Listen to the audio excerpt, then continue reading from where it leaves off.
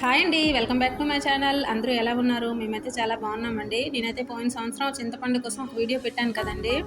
ఈ సంవత్సరం కూడా అలాగే 20 కిలోల చింతపండు అయితే పోయిన సంవత్సరం పెట్టానండి. ఆ 20 కిలోలు ఇప్పటికి ఇంకా వాడుతున్నామండి. మాకు 20 కిలోలు తీసుకుంటే ఎప్పుడు సగం మధ్యలోనే అయిపోయేదండి. కానీ ఈ సంవత్సరం మాత్రం అలా కాదండి. ఇప్పటికి కూడా ఇంకా వాడుతున్నామండి. ఫ్రిడ్జ్‌లో పెట్టడం వల్ల మనకి పులుపు తగ్గలేదు, అలాగే కలర్ కూడా తగ్గలేదండి.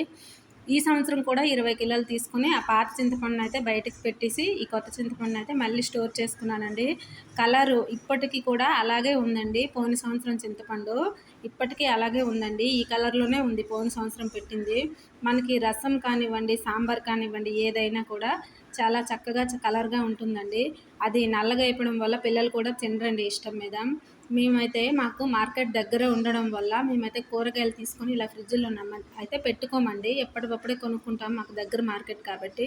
ఈ కింద బాక్స్